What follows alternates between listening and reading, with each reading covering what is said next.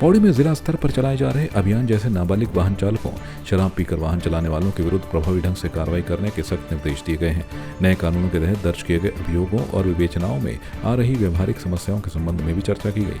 वरिष्ठ पुलिस अधीक्षक लोकेश्वर सिंह की ओर से जनपद पौड़ी के क्षेत्र अधिकारियों और थाना प्रभारियों के साथ वीडियो कॉन्फ्रेंसिंग के माध्यम से गोष्ठी की गई, जिसमें सभी थाना प्रभारियों को नए कानूनों के प्रावधानों के अनुसार ही अभियोग दर्ज करने के निर्देश उनकी ओर से दिए गए हैं। कहा गया है कि 7 वर्ष से अधिक की सजा वाले अपराधों में एफएसएल टीम को घटनास्थल का निरीक्षण और साक्ष्य संकलन के लिए अवश्य बुलाया जाए। पौड़ी जिले में भी राष्ट्रीय खेल दिवस और मेजर ध्यानचंद के जन्मदिवस के अवसर पर जिला प्रशासन और खेल विभाग की ओर से बालक व बालिका अंडर 18 की क्रॉस कंट्री दौड़ का आयोजन कंडोलिया थीम पार्क के सामने से किया गया। जिला युवा कल्याण एवं प्रांतीय रक्षक दल अधिकारी रविंद्र सिंह ने क्रॉस कंट्री दौड़ की शुरुआत हरी झंडी दिखाकर की। क्रॉस कंट्री दौड़ को लेकर युवाओं में खासा उत्साह देखने को मिल रहा है। रविंद्र कुमार सिंह, जिला युवा कल्याण अधिकारी पौड़ी ने जानकारी देते हुए बताया कि क्रॉस कंट्री दौड़ के दौरान इस मार्ग से आवागमन करने वाले वाहनों से प्रतिभागियों को समस्याओं का सामना करना पड़ा। 8 किलोमीटर रनिंग की कंडोलिया से पेट्रोल पंप में फर्स्ट प्राइज है मेरा। मुझे बहुत अच्छा लग रहा है। फर्स्ट व्यवस्था इन्हें अच्छी पुलिस वाले थे और अच्छा करना चाहिए इन्हें ट्रैफिक रोक देना चाहिए था, पर फिलहाल फिर भी अच्छा था। छोटे बच्चों के लिए ट्रैफिक रोक देना चाहिए था। पर कंट्री की दौड़ में फर्स्ट आई। 4 किलोमीटर की दौड़ थी और बहुत दिक्कतें हुई, गाड़ियाँ थी, प्रशासनिक को ध्यान देना चाहिए था। हम यहाँ से कंडोलिया से यहाँ एजुकेशन ऑफिस तक दौड़े अंडर 14 के ग्रुप में।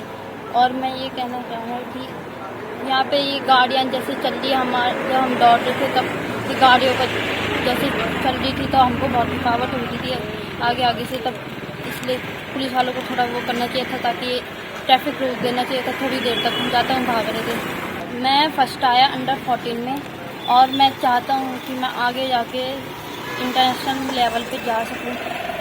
मैं रोज़ ये सोचता हूँ कि अगर हम कुछ करेंगे तभी हमको मेहनत करके ही हासिल होगा हमको।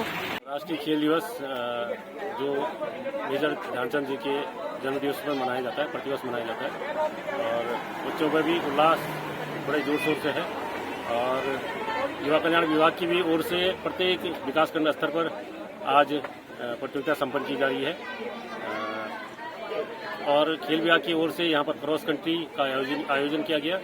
और इसके अलावा खेल विभाग की ओर से कोटधार स्टेडियम में भी खेल प्रतियोगिताएं संपन्न की जा रही है। हाँ, ये क्योंकि क्रॉस कंट्री थोड़ी लंबी प्रतियोगिता होती है, थोड़ी दूरी की प्रतियोगिता होती है और इसमें यहाँ पर थोड़ा आवागमन थोड़ा ज़्यादा है, तो भविष्य में इस ओर जरूर प्रयास रखेंगे कि इसको बिल्कुल बढ़िया ढंग से कराएं, कोशिश करेंगे। जनपद पौड़ी में मत्स्य पालन को बढ़ावा देने के लिए अब मत्स्य विभाग की ओर से समूह के माध्यम से जनपद में मत्स्य पालन को बढ़ावा दिया जा रहा है। जिला मत्स्य अधिकारी अभिषेक मिश्रा ने बताया कि पहले देखा जाता था कि पहाड़ी काश्तकार मत्स्य पालन के लिए मिलने वाली सब्सिडी का लाभ नहीं उठा पा रहे थे, क्योंकि 50 से 60% सब्सिडी के बावजूद 40% का योगदान उन्हें स्वयं वहन करना पड़ता था। इसके लिए वे बैंकों या अलग माध्यमों से ऋण लिया करते थे, मगर यह प्रक्रिया जटिल होने के कारण कई काश्तकार इस योजना का लाभ नहीं उठा पा रहे थे। उन्होंने कहा कि एनसीडीसी के माध्यम से 11 लोगों के समूह को मत्स्य पालन से जोड़ने का प्रयास विभाग की ओर से किया जा रहा है। इसमें 60% सब्सिडी के बाद बाकी का अनुदान बीडीपी परियोजना के माध्यम से सीधे समूह के खातों में दिया जाएगा। इस वर्ष 2024-25 में एक नई योजना माननीय मुख्यमंत्री महोदय द्वारा प्रारंभ की गई है, जिसका नाम है मुख्यमंत्री मत्स्य संपदा योजना। और खासकर मैं पौड़ी जनपद की बात करूं, जिसमें कि हमारे पास कुछ ब्लॉक ऐसे हैं जहां पे पानी की कमी है और कुछ ब्लॉक पानी की दृष्टि से अच्छे हैं, तो उसमें बायोफ्लॉक योजना एक संचालित की जा रही है। बायोफ्लॉक योजना का उद्देश्य यह है कि कम जगह में, कम पानी में और ज्यादा मछलियां डाल के हम उसमें मत्स्य उत्पादन कर सकते हैं। और मुख्यमंत्री मत्स्य संपदा योजना अंतर्गत इसमें पुरुष सामान्य को हम 50% की राशि सहायता देंगे और महिला और अनुजाति और जनजाति को हम 60% की राशि सहायता देंगे। तो मेरी जनमानस से अपील रहेगी कि वो पारंपरिक जो पहले हमारे मत्स्य तालाब बनते थे उसको बनाएं, बट उससे अच्छी योजना ये है और इसका लाभ लें। इसके लाभ लेने के लिए वो हमारे कार्यालय में किसी भी कार्यालय दिवस पे आ सकते हैं और विभाग उनकी बढ़ चढ़ के मदद करेगा। जिला मुख्यालय पौड़ी में ठेकेदारों ने प्रदेश सरकार के खिलाफ नारेबाजी कर प्रदर्शन किया। उन्होंने प्रदेश सरकार पर उत्तराखंड के ठेकेदारों की उपेक्षा करने का आरोप लगाया। उनका कहना है कि 10 करोड़ तक के निर्माण कार्यों में वरीयता उत्तराखंड के स्थायी व मूल निवासियों को ही दी जाए। उन्होंने कहा सरकार ठेकेदारों की मांगों को गंभीरता से नहीं ले रही है और अगर उनकी समस्याओं को जल्द समाधान नहीं हुआ तो 1 सितंबर से तालाबंदी कर प्रदेश भर में आंदोलन शुरू किया जाएगा। इस दौरान ठेकेदार संघ के पूर्व अध्यक्ष खुशहाल सिंह नेगी ने कहा कि प्रदेश सरकार की नीतियों ने उत्तराखंड के निवासी ठेकेदारों के हक पर डाका डालने का काम किया है, जिसको लेकर ठेकेदारों में खास आक्रोश है। हम अभी उत्तराखंड चीफ से मिले थे 15 तारीख को जुलाई में। उनसे सारी बातें हो गई थी और मेरे ख्याल से ये नए चीफ साहब हैं जिनकी बात हम समझ रहे हैं कि कह रहे हैं कि उत्तराखंड में सुचारू रूप से काम चल रहे हैं। तो हम इन चीफ साहब से ये कहना चाहते हैं कि 1 तारीख से सारी मशीनें भी बंद हो जाएंगी और छोटे ठेकेदार तो 1 महीने से निविदाएं नहीं खरीद रहे हैं कहीं भी। पूरे उत्तराखंड में ये हमारा आंदोलन चल रहा है और इसको हम आगे अगर सरकार नहीं मानती है तो इसको उग्र आंदोलन हम मतलब इसको करने जा रहे हैं। उत्तराखंड में छोटे ठेकेदार के लिए हर दिन हर घंटे नए कानून बनाए जा रहे हैं और जिससे उत्तराखंड का ठेकेदार छोटा ठेकेदार बहुत परेशान हो रखा है, जिसमें रजिस्ट्रेशन की बाध्यता है, छोटे टेंडरों को करना है, जीएसटी का अभी उन्होंने एक नियम कल ही जारी किया, मतलब कि जो टेंडर तब खरीद पाएगा जब जीएसटी क्लियर होगा, नो ड्यूज होगा।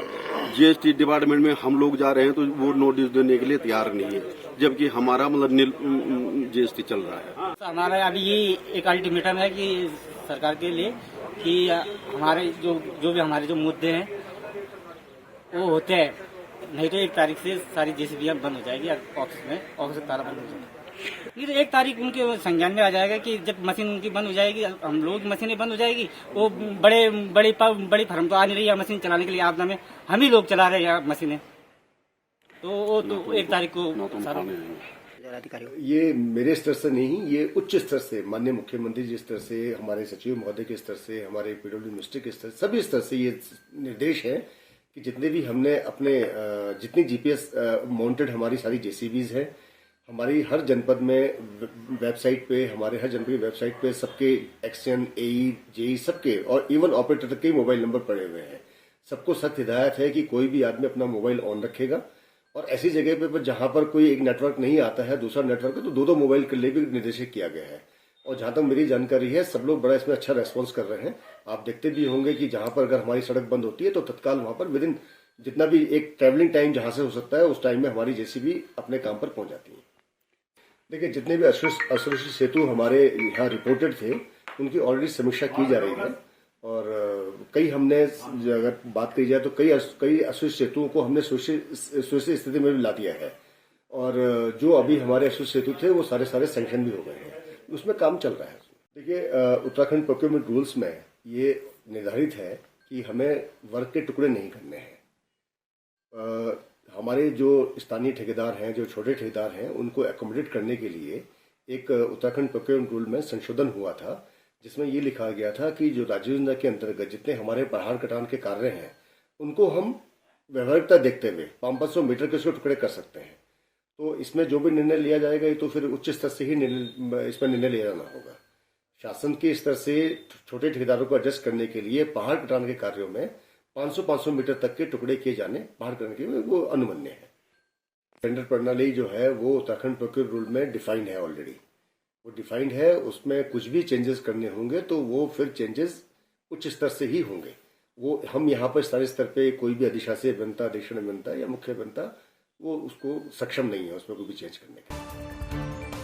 मंडल मुख्यालय पौड़ी से सटे राजस्व क्षेत्र इडवाल सीओ को नए परिसीमन के तहत विकासखंड पौड़ी से हटाकर विकासखंड कोर्ट में सम्मिलित किए जाने के प्रस्ताव पर स्थानीय जनप्रतिनिधियों और ग्रामीणों ने आक्रोश जताया है। मामले को लेकर इडवाल सीओ विकास समिति के बैनर तले आक्रोशित जनप्रतिनिधियों तथा ग्रामीणों ने जिला अधिकारी कार्यालय पौड़ी आकर डीएम से मुलाकात की और उनके माध्यम से मुख्यमंत्री को ज्ञापन भेजा। इस दौरान प्रतिनिधिमंडल में शामिल जनप्रतिनिधियों और ग्रामीणों ने कहा कि यह परिसीमन जोर जबरदस्ती से थोपा जा रहा है। उन्होंने कहा कि इडवाल क्षेत्र मंडल मुख्यालय पौड़ी से सटा हुआ है। इस क्षेत्र के लोगों का रोजमर्रा का आगमन पौड़ी से है। इस क्षेत्र को कोट विकासखंड में शामिल करना अव्यावहारिक है।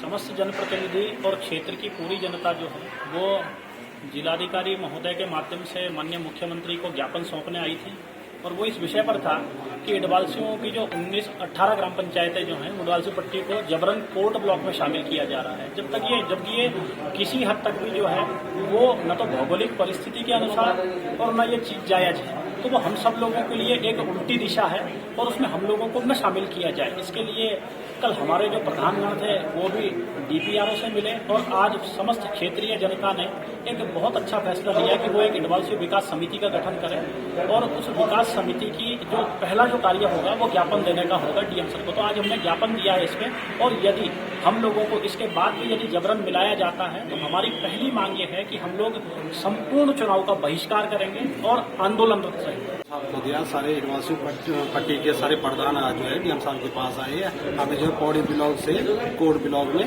परिसीमन के द्वारा भेजा जा रहा है, इसलिए हमने आज डीएम साहब को एक विज्ञापन दिया। अगर इसमें भी कोई बात नहीं बनेगी तो हम उग्र आंदोलन करेंगे। एकदम परिसीमन का जो मामला है ये अगस्त में आया था 23 तारीख को। उस समय हमने अपने डीपीआरओ साहब को एक विज्ञापन में दिया था, सब प्रधानों ने अपने अपने लेटर पैड पे दिया था। उसके बाद फिर से ये दोबारा ये फिर आ गया कि जी परिसीमन होने वाला है। अब परिसीमन जो हमने पहले दे दिया था तो फिर दोबारा क्यों आया? में एसडीएम और बीडीओ ऑफिस से रिपोर्ट मांगी गई और उनकी रिपोर्ट आने पे जो बेसिकली किसी भी परिवर्तन को परिसीमन में जो चेंजेस होते हैं उसको करने के समय में एक रिपोर्ट मांगी जाती है जो कंक्लूसिव रिपोर्ट होती है, जिसमें एडमिनिस्ट्रेटिव कन्वीनियंस और उस जगह की जोग्राफिकल लोकेशंस और दूसरी चीज़ों को फैक्टर इन किया जाता है। तो उस कंक्लूसिव रिपोर्ट के आने के बाद में कोई डिसीजन करते हैं। में जो एसडीएम से आख्या मांगी गई है वो ओवरऑल जो फीडबैक लेंगे पूरे के पूरे एरिया से, उसके बाद में जो भी अप्रोप्रिएट डिसीजन होना होगा नियमानुसार वो उसमें आवश्यक कार्रवाई। पौड़ी में एक शराबी पुलिसकर्मी को एसएसपी ने सस्पेंड कर डाला। शराबी पुलिसकर्मी दीपक राठी नशे में इस कदर धुत होकर अपनी कार चला रहा था कि उसने बीती रात पैदल मार्ग में ही अपनी गाड़ी दुर्घटनाग्रस्त कर डाली। जोन पैदल मार्ग पर पार्क किए गए दोपहिया वाहन तो क्षतिग्रस्त हुए ही, साथ ही शराबी पुलिसकर्मी की कार भी क्षतिग्रस्त होकर पैदल मार्ग में फंस गई। स्थानीय लोगों ने उनके वाहन को पहुंचे नुकसान की भरपाई करने की मांग शराबी पुलिसकर्मी से की तो पुलिसकर्मी स्थानीय लोगों से ही अभद्रता करने लगा। स्थानीय लोगों ने थाना पौड़ी में शिकायत करने के बाद एसएसपी पौड़ी से भी मुलाकात की, जिस पर कार्रवाई करते हुए एसएसपी लोकेश्वर सिंह ने शराबी पुलिसकर्मी को सस्पेंड कर शराबी पुलिसकर्मी पर जांच बैठा दी है। आज हमारे द्वारा एसएसपी महोदय से मुलाकात की गई है और कल रात 9 बजे तारा लॉज से जो रास्ता जाता है वहां पर पुलिस लाइन में कार्यरत हमारे दीपक कुमार जी के द्वारा नशे में धुत होकर वाहन चला गया, जिसमें कि 4 गाड़ियां उसमें क्षतिग्रस्त हुई हैं और आज उनसे उसकी क्षतिपूर्ति और उन पर सख्त कार्रवाई की मांग की गई है।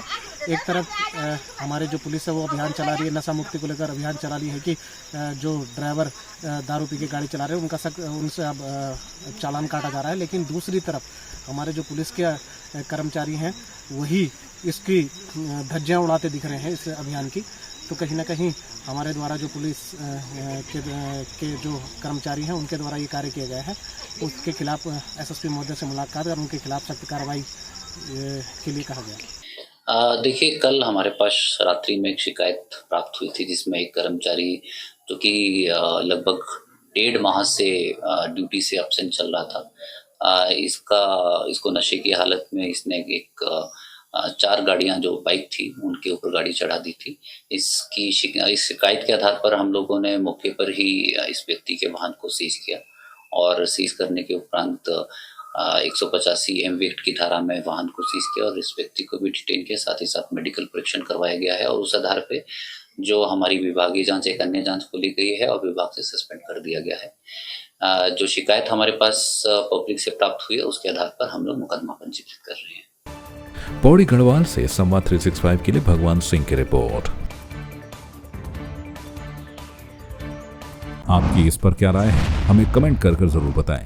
इसके साथ ही आप हमारे YouTube चैनल को सब्सक्राइब कीजिए। आप हमें Facebook, Instagram, Twitter और कू ऐप पर फॉलो भी कर सकते हैं और संवाद 365 के साथ एक क्लिक में जुड़ने के लिए डाउनलोड कीजिए संवाद 365 ऐप।